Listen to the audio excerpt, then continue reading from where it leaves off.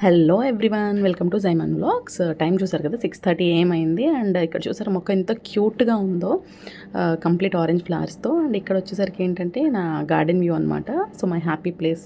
నాకు ఎప్పుడన్నా లోగా ఫీల్ అయినప్పుడు ఇక్కడ కూర్చొని కాఫీ తాగుతాను. ప్యారలల్లీ ఆఫీస్కి కూడా రెడీ అవ్వాలి కాబట్టి రైస్ పెడుతున్నాను. అండ్ ఇక్కడ మీకు ఆల్రెడీ తెలిసే ఉంటుంది, నేను నూడిల్స్ ప్రిపేర్ చేయబోతున్నాను అనమాట, హక్కా నూడిల్స్. సో దానికి కావాల్సిన మేజర్ ఇంగ్రీడియంట్స్ కార్న్ వేస్తున్నాను, కార్న్ హక్కా నూడిల్స్. అండ్ పచ్చిమిర్చి, కరివేపాకు, క్యారెట్ అండ్ ఉల్లిపాయ. దీంతోపాటు నేను స్ప్రింగ్ ఆనియన్ కూడా వేద్దాం అనుకుంటున్నాను, ఎందుకంటే గార్డెన్లో ఉంది, ఎప్పటి నుంచి యూస్ చేద్దామా అని చూస్తున్నా. బట్ ఇప్పుడు నూడిల్స్లో వేద్దామని థాట్ వచ్చింది. సో ఒక 3-4 రెబ్బలు తీసుకున్నాను. ఇది టర్కిష్ మిర్చి అనమాట. And red chilli sauce and mustard sauce కూడా తీసుకున్నాను. అండ్ పనిలో పని ఆ ఫ్రిడ్జ్లో నాకు జాముంది కనిపించింది, పక్కన పెట్టాను, రక్కపోతే తినొచ్చని. Just kidding. అండ్ ఒక వైట్ బౌల్ తీసుకొని దాంట్లో వాటర్ తీసుకొని ఆయిల్ వేసుకొని సాల్ట్ కూడా వేసుకోండి. అది హీట్ అయిన తర్వాత, వాటర్ బాగా హీట్ అయిన తర్వాత సేమియాని యాడ్ చేయండి. అండ్ యాడ్ చేసిన తర్వాత స్టిర్ చేయండి, అతుక్కోకుండా ఉంటాయి. అండ్ నార్మల్గా ప్రొసీజర్ చూసాను ఎట్లా కుక్ చేయాలి ఏంటి అని చెప్పేసి. చూసినప్పుడు ఒక 5 to 7 మినిట్స్లో సేమియా ఉడికిపోతుందని ఉంది. బట్ ఇంపాసిబుల్, నాకైతే 15 to 20 మినిట్స్ తీసుకుంది. నేను 6:30 కుకింగ్ స్టార్ట్ చేస్తే ఆల్మోస్ట్ 7:30 అయింది, ఇవన్నీ కట్ చేసుకొని వీడియో షూట్ చేసేటప్పటికి.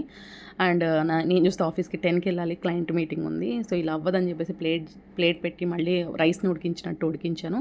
తర్వాత కొంచెం డిఫరెన్స్ వచ్చింది అండ్ మెత్తగా అయింది. ఇంకా నేను వాటర్ డ్రైన్ చేయడానికి పెట్టేశాను. సో ఫైనల్లీ ఇలా వచ్చిందనమాట, అతుక్కోలేదు. అండ్ ప్యారలల్లీ రైస్ అయిపోయింది అండ్ పప్పు కూడా ఉడికి. సో ప్యారలల్లీ ఆయిల్ కూడా హీట్ అయిపోయింది. ఇప్పుడు మనం ఏదైతే కట్ చేసి పెట్టుకున్నామో ఉల్లిపాయ, క్యారెట్ అండ్ పచ్చిమిర్చి అండ్ స్ప్రింగ్ ఆనియన్ దీంట్లో వేసేసుకోండి.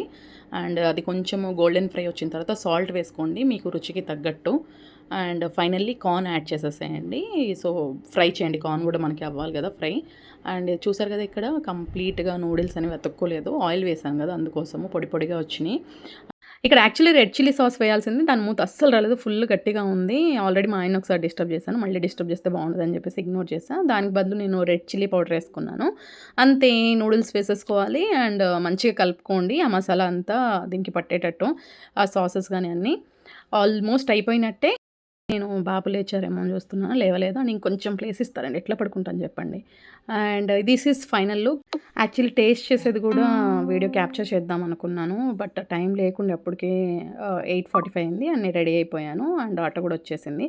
That's it for today.